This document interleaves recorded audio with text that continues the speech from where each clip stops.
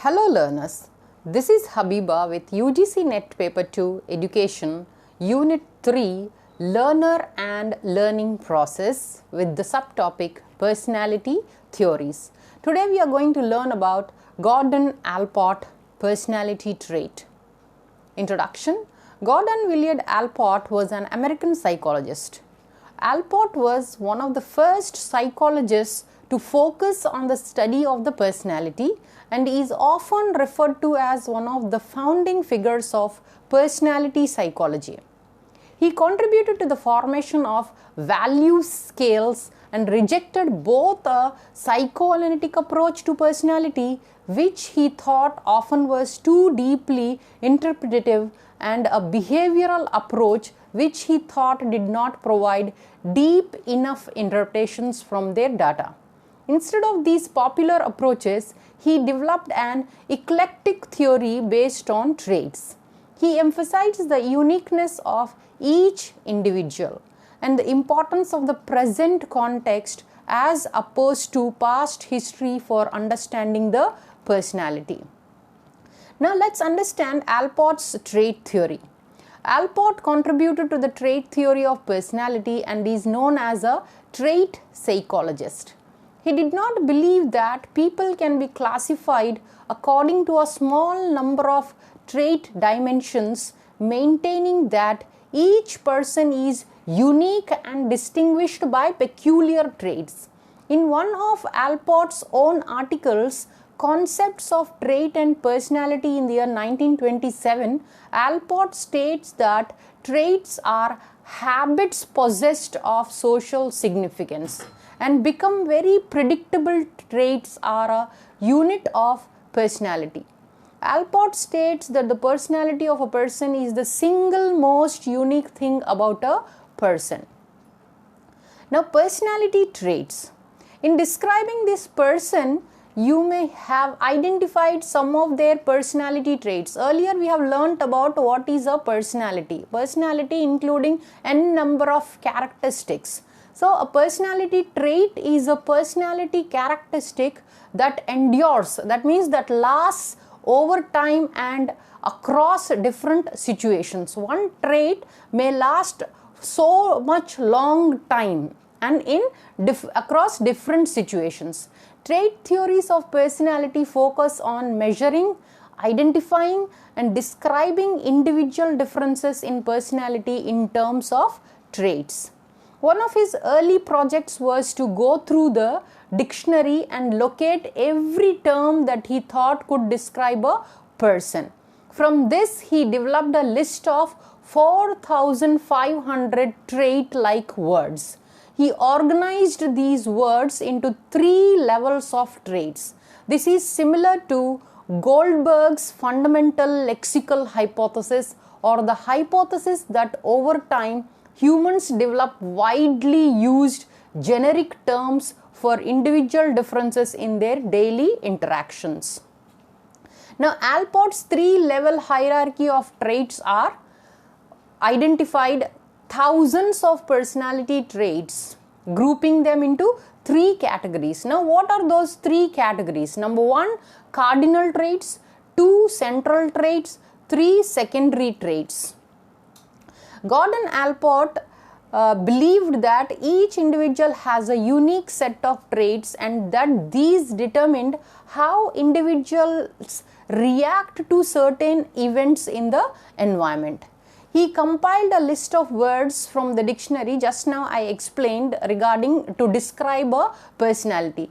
Then he took out synonyms, words that have similar meanings. He also took out words which were rarely used in everyday language. Example, chrematistic. He was then left with about 4,500 words. Now let's understand the 3 different categories of traits here. Number 1, cardinal trait. What is cardinal trait? These traits are rare, but is a trait that dominate and shape a person's behavior. These are the ruling passions or obsessions, such as a need for money, fame, etc. That means we are so passionate to achieve something. Those are the cardinal trait. Cardinal traits have a significant effect on everything we do, affect every area of the individual's life. It is a motivator, that means driving force, and a determinant of behavior. Example, a person may have an overwhelming need to be powerful, and this need for power can be seen in virtually all their behavior. Then cardinal traits are very dominant but so rare that few people possess them. For example, Mother Teresa, that means altruistic. What is the meaning altruistic? Selfless. She never thought for herself, but she was passionate to do something for others in the world. So Mother Teresa is the best example here. Now, second trait is central trait. These traits are general characteristics found in some degree in every person. Only in some degree we can see. These are the basic building blocks that shape most of our behavior, although they are not as overwhelming as cardinal traits. They influence but do not determine behavior. An example of a central trait would be honesty. So central traits, core personality traits that characterize an individual personality, the building blocks of our personality, number one, then influence our behavior in many situations, then present in varying degrees in all people within a culture or society. When you describe someone's behavior, you would tend to use central traits. Examples are independent, trustworthy, competitive, sensitive, and fearful. So these are the central traits. So third category is secondary trait. These traits are the bottom tier of the hierarchy and are not as apparent as central traits. Secondary traits are characteristics seen only in certain circumstances, such as particular likes or dislikes that a very close friend may know about you. So they must be included to provide a complete picture of human complexity. So secondary traits, these are the traits that are sometimes related to attitudes or preferences and often appear only in certain situations or under specific circumstances. Some examples would be getting anxious when speaking to a group of impatient while waiting in line. So some people get irritated soon. So these are the secondary traits. So let's revise in one-liners about these three categories. Cardinal traits, traits that dominate your personality. Then central traits, main traits that form your personality. Then secondary traits, variable traits which differ depending on the current circumstances. So these are the three categories Gordon Allport has given related to trait theory. Now genotypes and phenotypes, let's understand. Allport hypothesized the idea of internal and external forces that influence an individual's behavior. He called these forces genotypes and phenotypes. Genotypes are internal forces that relate to how a person retains information and uses it to interact with the external world.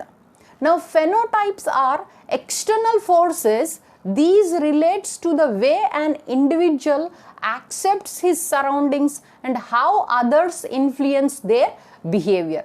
Now let's understand, these forces generate the ways in which we behave and are the groundwork for the creation of individual traits. That means genotypes are internal forces which are inside us, how a person's retain information and uses again when they interact with the external world.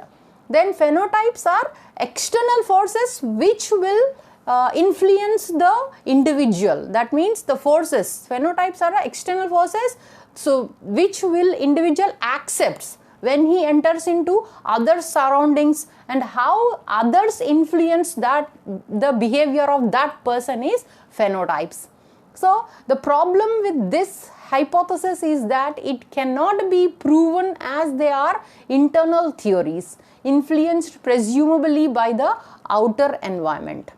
Allport's theory of personality emphasizes the uniqueness of the individual and the internal cognitive and motivational processes that influence behavior. For example, intelligence, temperament, habits, skills, attitudes, and traits. So these are the personality which emphasize the uniqueness of that person, how intelligent that person is, what is the temperament, how that person behaves. So these are all, what are the skills of that person, attitudes and traits.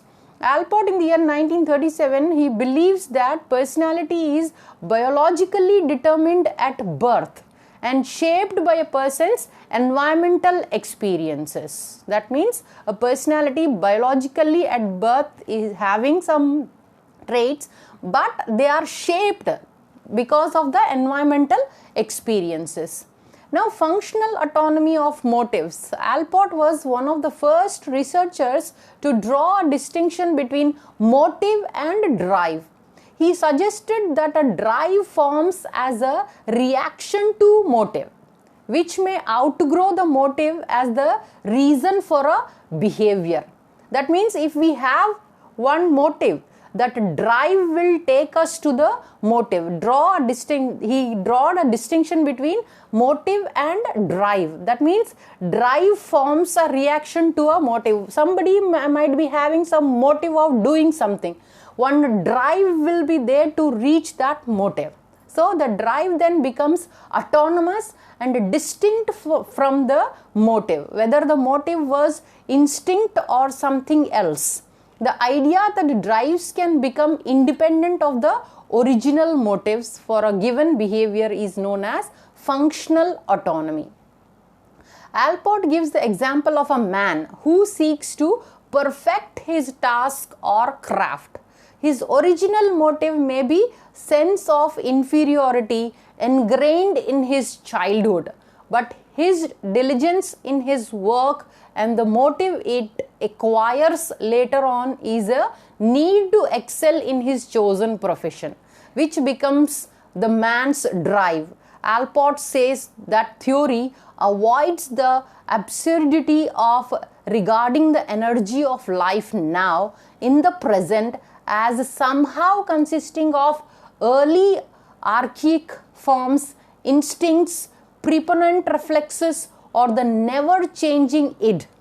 Learning brings new systems of interest into existence, just as it does new abilities and skills. At each stage of development, these interests are always contemporary. Whatever drives now. Now let's conclude now. The theory of personality proposed by Gordon W. Allport is based upon heredity and environment, individual differences and other factors. In his theory, Allport has emphasized the end for doing justice to the complex combination called personality, which is determined by heredity. He also feels the need to do justice to temperament and social as well as psychological factors. At the same time, he has also stressed the uniqueness of each person, which is found in many fashions in individual's personality, is determined by the determinant of personality characterizes and adjustment quality to environment. So we come to the end of this session. Thanks for your attention and time. As motivation, please do like, share, subscribe and comment below. Happy learning.